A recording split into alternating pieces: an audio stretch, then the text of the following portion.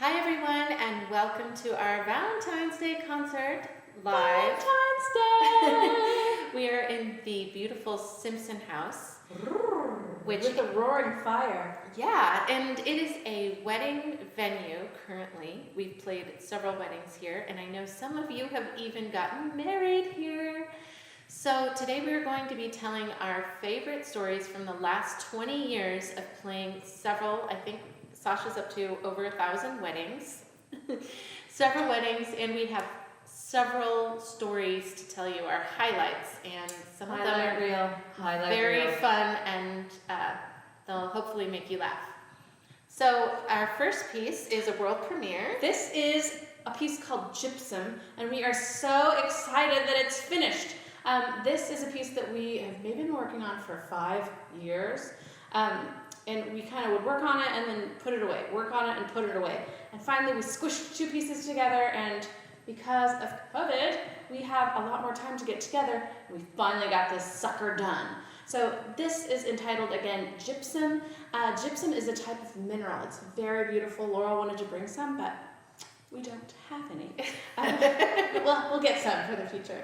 But it reminds us, of maybe a bustling Moroccan market. Yes. So wish us luck, because we've never played this in front of people before.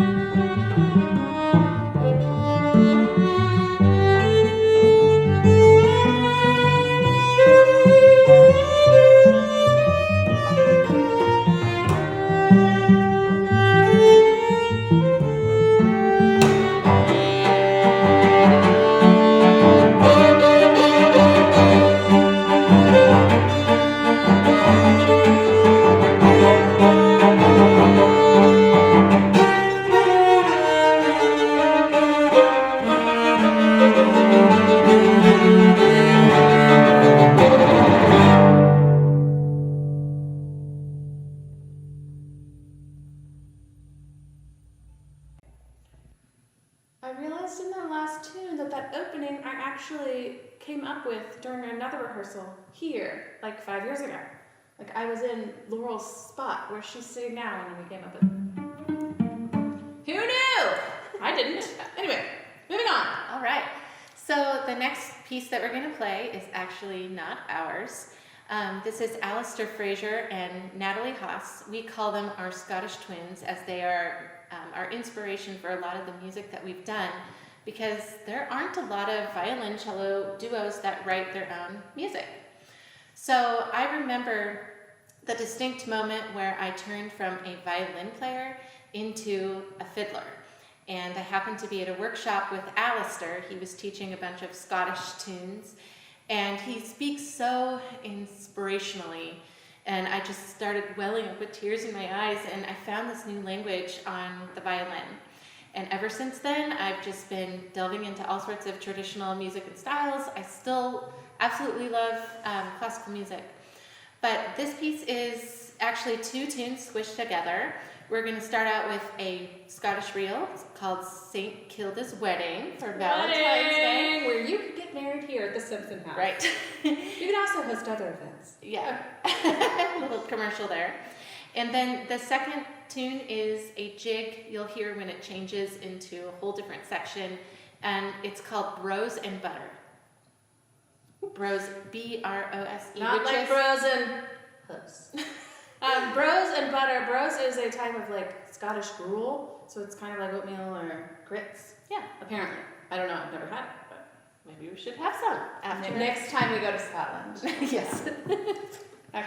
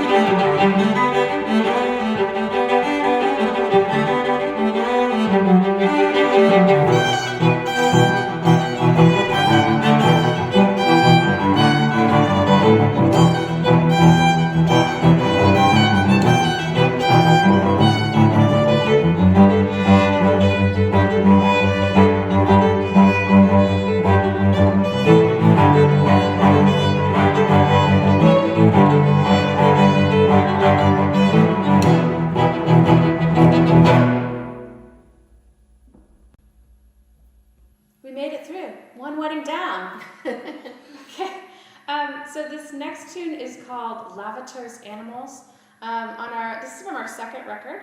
And on that record, it was the first tune, maybe the only tune so far that we've explored multi-tracking. So we layered what we wrote and put a whole bunch of other stuff on top of it. We can't do that for you today because there's only two of us. But we performed this, actually we wrote it, its original form we did with a traveling clay artist. Her name is Terry Frame. We did it here in Kansas City at the Kemper Art Museum. And what she did during the whole performance is she layered her face with clay and she would turn into different animals. And so we were in a corner playing this and her face was just more and more clay clumping on top of it, and it was very cool. The name comes from Lavater was a researcher who thought that different facial features give you different personality types. So you be the judge of that, but this is Lavater's Animals.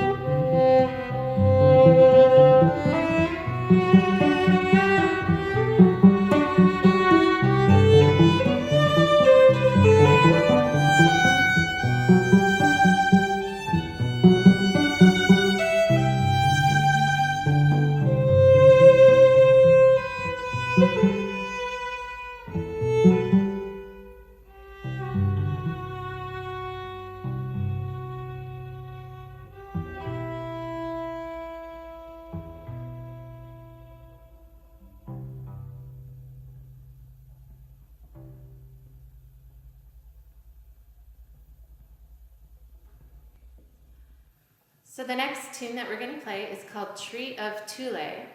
A few years ago, in 2014, we got to play live music for the Heart of America Shakespeare Festival here in Kansas City. So we would perform outside and people would watch A Winter's Tale and bring their picnic blankets and baskets, and it was really fun. But there was this one night where we were playing our opening music, which was always this tune, Tree of Tulle. And we started playing it. Everybody was just coming as normal. But in the middle of the song, the weather started to change, like in one of those crazy Midwestern storm kind of ways. And this dark cloud came in, and we just saw the audience was starting to flee. Laurel's hair was like blowing back in the wind. It was crazy. It was very dramatic. And then we quickly packed up our instruments. We finished the song, but we quickly packed up our instruments and had a harrowing adventure trying to get home because it was like this huge violent storm. Huge storm. Like we were like, are we gonna be able to finish the song? Because there's the sky and here's our wood instruments. But we finished the song, ran to the car, but by the time we got to the car, it was like full on. And I mean, it was flash flooding. I could barely get home, and I live like super close to where we were performing. So yeah, it was crazy. But Laurel ended up coming over to my porch, and we watched the rainstorm from the porch, and it was like violent. But it was violent in a cool way. Yeah. Yeah. Unlike this tune, which is actually kind of light and happy. This one reminds us kind of like a what would you say, like a Mexican beach scene? Oh, I like it. Let's go to a Mexican beach. Yes. It sounds hot though. I like it. I'll take hot. Tree of Tulle. Tree of Tulle. Here I go.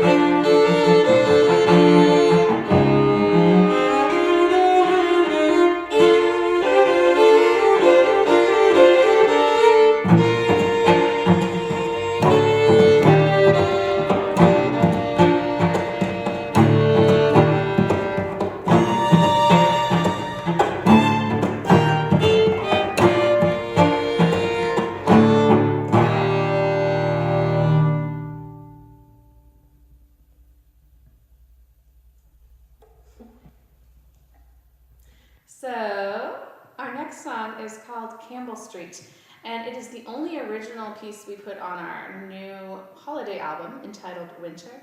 But Campbell St is the street I live on. Please don't stalk me. But this piece, I think, was the first piece we wrote after I had children. And we thought it was winter appropriate. It has kind of a wintry vibe, but it also has a little bit of an innocent-y vibe. And, you know, when you're an adult and you do winter, you know, it snows and you're like, ugh, I gotta get out there and scrape off the car and see if I'm gonna slide around into other people, and it's really annoying. But when you have children and it snows, it's pure joy. So, this is Campbell St.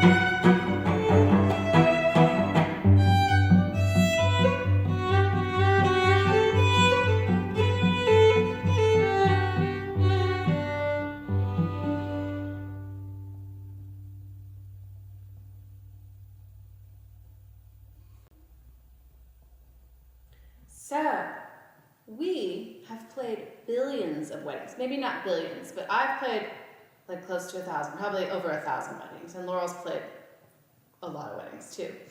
We aren't playing very many weddings these days because we're busy doing concerts, but also COVID.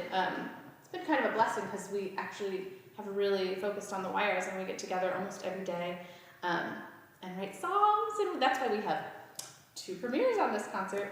But we have a bunch of wedding stories because weddings come with crazy stories. But so do engagements. Yes. So one of the most awkward things that we are sometimes, well, kind of rarely asked to do, but we've done a few of these, are to play at somebody's engagement, which feels like really like we're popping in on somebody's really intimate moment. Like you're sitting on somebody's dinner plate. Yeah. It's not. Or like you just walked into their bedroom. You get my drift. Yeah. So we had this one where we were supposed to show up to the Nelson Atkins Museum of Art and find a couple on a picnic blanket in the Nelson lawn, which is huge. And then there's another section, there's like 3 giant sections. So we show up with her instruments and we're trying to figure out which couple it is because she doesn't know that he's gonna ask and has planned this whole thing. And so we're going up to all these different couples because there's just millions of couples out on picnic blankets, like looking like they're about ready to get engaged and they're in love. And so we're like trying to make eye contact with people, and then we kind of like, okay, not those people. And finally, we saw this guy that was kind of like looking nervous, and they were really dressed up, and he kind of nodded at us. So we were like, okay, and we started playing their song, and sure enough, he pulled out a ring, and they got married. Super Engaged. awkward. Super So awkward. awkward. And then, even more awkward, a homeless dude was like, hey, can I play your cello? And I was like, no. And Laura was like, get out of here. Laura's good at confrontation. I am not. Yeah. So that kind of killed the romantic vibe, but anything can happen at these engagements and weddings. So the next tune we're going to play is called Argentine, which is kind of a sexy tango. Speaking of people's bedrooms, sexy tango. Okay, I'm going to stop that. So this is Argentine.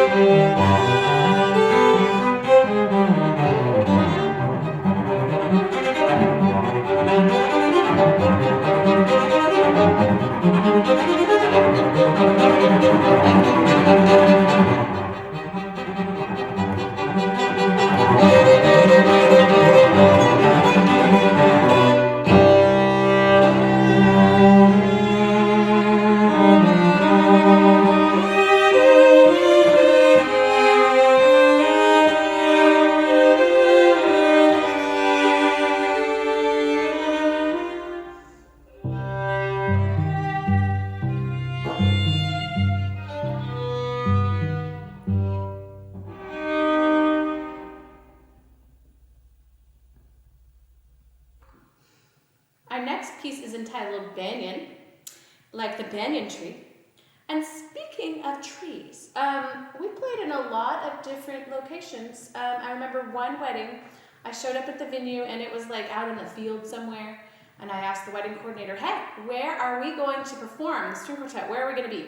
And she pointed up. And I thought, what? And I look up and there, it wasn't even a tree house. It was like a platform in a tree. It was like a deer stand or something. And I used to wear these I only wore long skirts. I had this long skirt and trying to like climb up these slats to go to this platform with this long skirt and a cello and a music stand and all these other people, and it was insane. And then the bride ended up, she was one of the brides that wanted like to come in on a horse. Which if you want to come in on a horse, that's cool, I get it. But it's like, you know, it's an event. It's like, it's a princessy moment. Anyway, it was kind of fun to play in a treehouse, but, you know, it was interesting. So, without further ado, Banyan, like the tree house that I once played in. Okay.